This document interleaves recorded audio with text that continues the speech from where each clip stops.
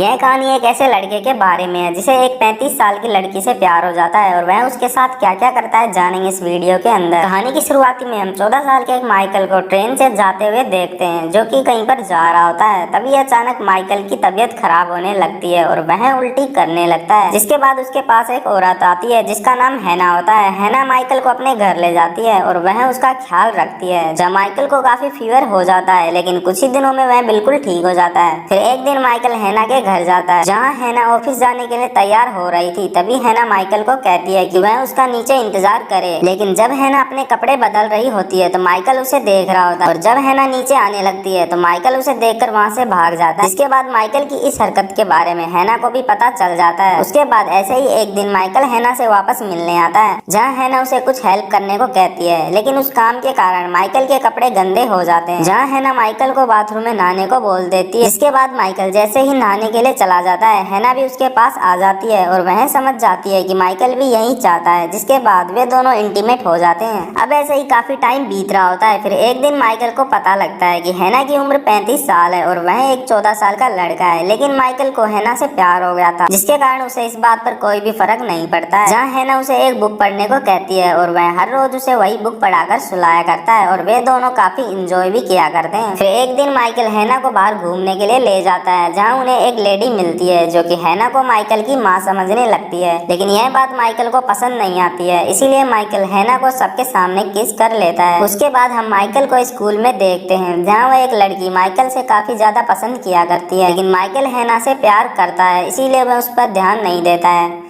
अगले सीन में हम वापस हैना और माइकल को देखते हैं जहां माइकल अपना बर्थडे सेलिब्रेट कर रहा होता है, लेकिन हैना को यह बात पसंद नहीं आती है इसीलिए वह काफी गुस्सा हो जाती है। अब माइकल उसे मनाता है और वे दोनों वापस इंटीमेट हो जाते हैं। अब हैना को अपनी जॉब में प्रमोशन हो जाता है इसीलिए हैना को ऑफिस वर्क मिल जाता है, लेकिन यह बात हैना को पसंद नहीं होती है। फिर वह लास्ट बार माइकल से इंटीमेट होकर एक दिन वहाँ से चली जाती है और माइकल हैना के जाने के बाद काफी दुखी हो जाता है। वह हैना को हर पल याद किया करता है। इसके बाद ऐसे ही 8 साल बीत जाते हैं जहां माइकल अब एक 23 साल का लड़का हो चुका है और वह एक कॉलेज में लॉ की पढ़ाई कर रहा होता है जहां उन्हें एक केस स्टडी के लिए बुलाया जाता है। उस केस में कुछ औरतों ने 200 लड़कियों को जलने के लिए छोड़ दिया होता है और उनकी मदद भी नहीं की होती है, जिसमें हम हैना को देखते हैं। दरअसल हैना भी उन औरतों में शामिल थी, लेकिन उन 200 लड़कियों में 2 लड़कियां बच गई थी और वे दोनों माँ बेटी थी। जहाँ हैना उन्हें बताती है कि उन्हें हर रोज 10 से 12 लड़कियों के साथ ऐसा करना पड़ता है ताकि वे और नई लड़कियों को ला सकें। उधर माइकल हैना को देखकर काफी शॉक्ड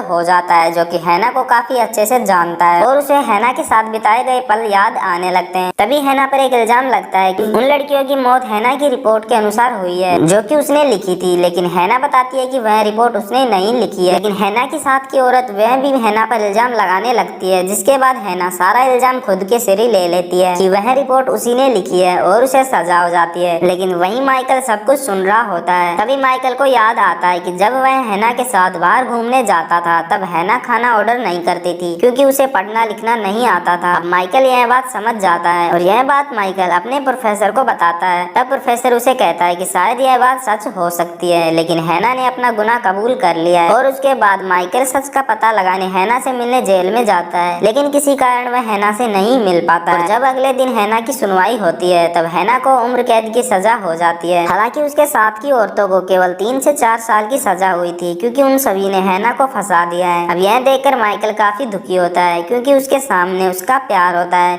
जो कि एक लंबी सजा में जाने वाला है जो उसने की नहीं है। उसके बाद हम 20 साल बाद माइकल को देखते हैं जो कि काफी बड़ा हो चुका होता है और उसकी शादी भी हो चुकी होती है, जहां माइकल अभी भी चैन से नहीं रह रहा होता है और वह अपनी बीवी से एक बेटी होने के बाद सेपरेट हो गया होता है। जहाँ माइकल अब उस शहर का काफी प्रसिद्ध वकील बन चुका है और वह उसी बुक को पढ़ता है जो कि वह हैना को हमेशा सुनाया करता था और वह हैना को उसी बुक की ऑडियो बनाकर हैना के पास भेजता है, जिससे हैना धीरे धीरे पढ़ना लिखना सीख जाती है। एक दिन हैना माइकल को एक पत्र लिखती है, लेकिन माइकल उस पत्र का जवाब नहीं भेजता है। फिर एक दिन माइकल को कॉल आता है कि हैना को अब रिहा कर दिया जाएगा क्योंकि हैना का उसके अलावा कोई भी नहीं होता है, क्योंकि माइकल उसे मिलने आया करता है, इसीलिए उन लोगों ने उसके पास कॉल किया है। लेकिन हैना की रिहाई से पहले माइकल हैना से मिलने जाता है, जहाँ हैना उसे बताती है कि मुझे नहीं पता है कि मैंने क्या गलती की है, लेकिन अब मुझे पता चल चुका है कि शायद मैं पढ़ लेती तो वह उन लड़कियों की जान बचा सकती थी। उसके बाद जब हैना की रिहाई का दिन होता है तब हैना उस दिन सुसाइड कर लेती है, जहाँ हैना की बॉडी के पास उन्हें एक लेटर और एक बॉक्स मिलता है जिसमें कुछ पैसे रखे थे, जहाँ लेटर में हैना ने लिखा था कि वह पैसे उनमें से किसी एक ऐसी लड़की को दे दिया जाए जिसे उनकी सबसे ज्यादा जरूरत हो। उसके बाद माइकल उसी लड़की के पास जाता है जो कि आखिर में जिंदा बची थी, लेकिन वह उन पैसों को लेने से मना कर देती है और माइकल उन पैसों को लेकर वहाँ से चला जाता है और वह उन्हें एक ट्रस्ट में देने को बोलती है। और आखिर में हम देखते हैं कि माइकल अपनी बेटी जूलिया को सब कुछ बता रहा होता है, जहाँ वह काफी गौर से अपने पिता की यह स्टोरी सुन रही होती है एंड मूवी का यहीं पर एंड हो जाता है। दोस्तों वीडियो कैसी लगी कमेंट कर जरूर बताएं।